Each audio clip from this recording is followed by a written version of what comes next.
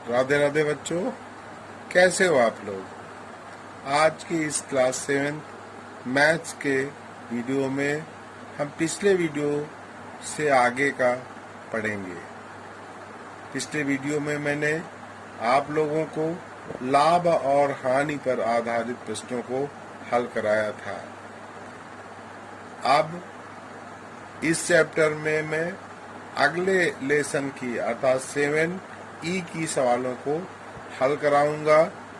यदि 7A, B, C, D में कोई भी सवाल ना आई हो तो वो आप मेरे व्हाट्सएप नंबर पे भेज दीजिए, मैं अगले वीडियो में उसको बताऊंगा। आइए देखते हैं एक सवाल। पहले वाली सवाल है, करा श्याम ने अपना ट्रांजिस्टर सेट खराब होने के कारण 1280 में 20% की हानि पर बेच दी, तो क्रय मूल्य बताइए। तो ठीक है, इसका मान लीजिए क्रय मूल्य X रुपए है। मैंने इस तरह की सवाल आपको हल कराया था, फिर भी एक बार रिवाइज करा दे रहा हूँ। हल डाल देते हैं और लिखते हैं क्रय मूल्य। मान लीजिए, माना क्रय मूल्य बराबर, चाहे 100 मान लीजिए चाहे X, हम 100 मान के लगा रहे हैं, 100 रुपए। 100 रुपए में आप देखिए करा कि 20% की हानि हुई, तो 20% की हानि हुई तो यहाँ लिखेंगे हानि बराबर 100 माइनस 20। भाई 100 का 20% 20 ही होगा, यहाँ 80 रुपए लिख दिया हमने। अब लिख देंगे कि अब इसने पूछा क्रय मूल्य, तो यहाँ लिखेंगे 80 रुपए विक्रय मूल्य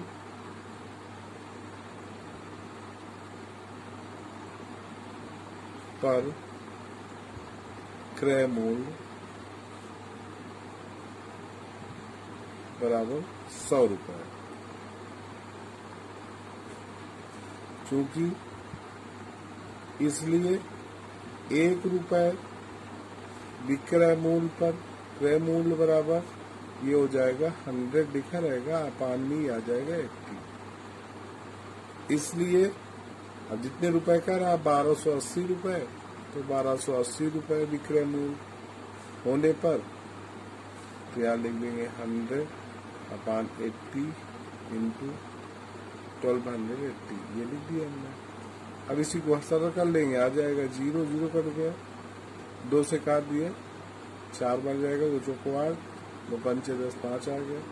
4 से ये कट जाएगा, 4 एक 4, 4 3 12, 4 2 8, 1 0 लिख देंगे। तो ये कितना आ जाएगा आपका, 5 से गुणा कर दिए, 5 0 0, 5 9 10, 5 3 15, 16, अर्थात 1600 रुपए आ गया। उसका जो क्रय मूल्य था ट्रांजिस्टर का वो 1600 रुपए। 7E की सवालें लगाने से पहले कुछ चीजें हमें समझ लेना चाहिए, जैसे बट्टा क्या होता है, डिस्काउंट बट्टा। तो दुकानदार ग्राहकों को अपनी ओर आकर्षित करने के लिए बेची जाने वाली वस्तुओं पर कुछ छूट देते हैं, इसी छूट को हम बट्टा कहते हैं। अब इसमें ये भी जान ले अंकित मूल्य क्या होता है। अंकित मूल्य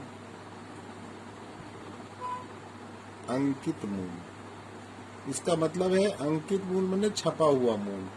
तो वस्तु के छपे हुए मूल्य पर जो छूट दी जाती है वो बट्टा कहलाता है, और जो छपा हुआ मूल्य होता है वो उसका अंकित मूल्य कहलाता है।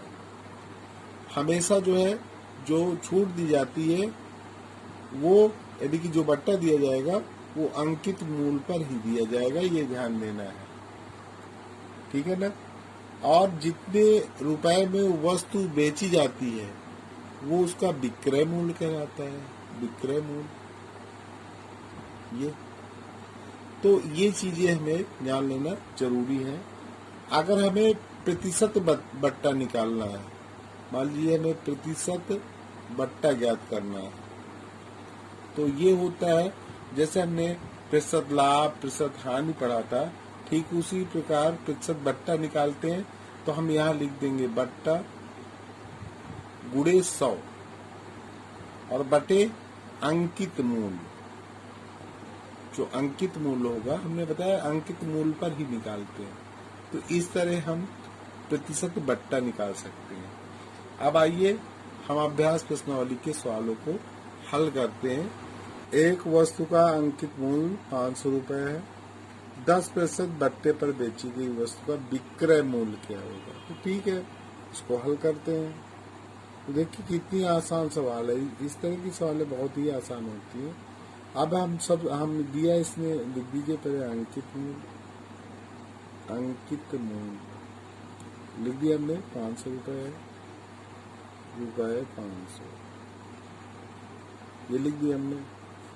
बट्टा कितने प्रतिशत है? यहाँ लिख देंगे बट्टा बराबर 10% है। तो मैंने आपको बताया था कि जो छूट दी, बट्टा माने छूट, जो छूट दी जाती है, जो डिस्काउंट दिया जाएगा वो अंकित मूल्य पर दिया जाएगा। तो यहाँ लिख दीजिए दी गई छूट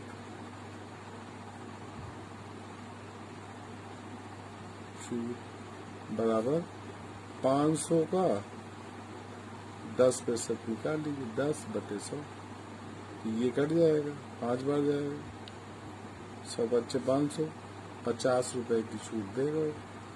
तो आता विक्रय मूल्य, यही पूछा उसने, विक्रय मूल्य। तो विक्रय मूल्य कितना हो जाएगा? 500 रुपए अंकित मूल्य है और उसमें छूट दे दिया 50 रुपए की, तो कितना हो गया? आप घटाओगे, 450 रुपए आ गए। ये आपको उत्तर होगा। अगली सवाल देखिए। एक पुस्तक का मूल्य 75 रुपए है, ठीक है, और दुकानदार ने 60 रुपए में दुकानदार उसे बेचता है। वो कितने प्रतिशत छूट देता है? अब इसमें देखिए, हमने आपको फार्मूला इससे पहले अभी बताया था, उसी फार्मूले में यहाँ लिख दीजिए। पहले जो मालूम है यहाँ लिखिए। मूल्य कितना है? 75 रुपए, यानी कि क्रय मूल्य 75 रुपए। विक्रय मूल्य बराबर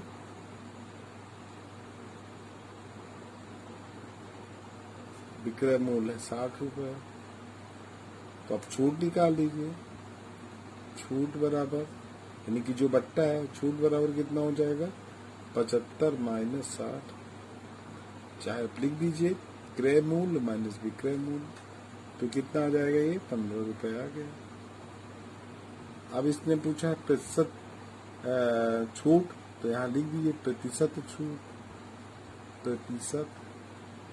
छूट बराबर, मैंने बताया था छूट गुणे 100, तो छूट कितने है? 15 गुणे 100 कर देंगे। बट्टा गुणे 100 बटे क्रय मूल्य कितना है इसका?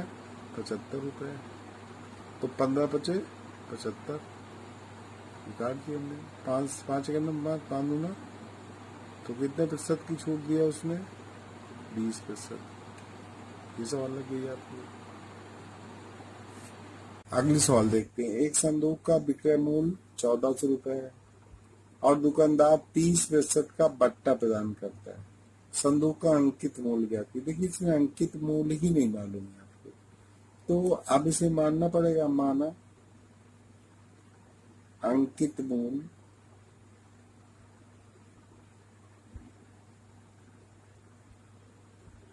बराबर x रुपए मान लिया हमने, x रुपए मान लिया। 100 भी मान के लगा सकते हैं। अंकित मूल्य हमने x रुपए मान लिया। अब यहाँ लिखेंगे इसमें क्या 30% का बट्टा देता है, तो छूट के बाद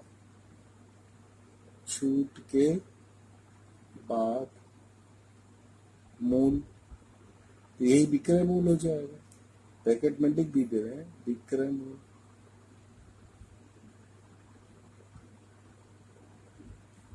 तो ये हो जाएगा x रुपए, तो उसका अंकित मूल्य है। इसी में x में कितने प्रतिशत छूट देता है? x में 30%, 30/100 लिख दिया। तो ये 0 कट जाएगा। यहाँ जाएगा आपका 10x माइनस 3x अपॉन 10। देखो ये बचेगा एक, इससे पावर लिख दे रहे हैं, x माइनस 3x/10 आ जाएगा। या 1 लिख दिया, 10 एलसीएम हो गया, यहाँ 10 बार जाएगा तो 10x हो गया, एक बार जाएगा माइनस 3x, ये लिख दिया हमने। तो यहाँ लिख देंगे 7x अपॉन 10। अब लिख देंगे इम्प्लाइज दैट, ये विक्रय मूल्य तो आपको पता है ना, विक्रय मूल्य 1400 रुपए है।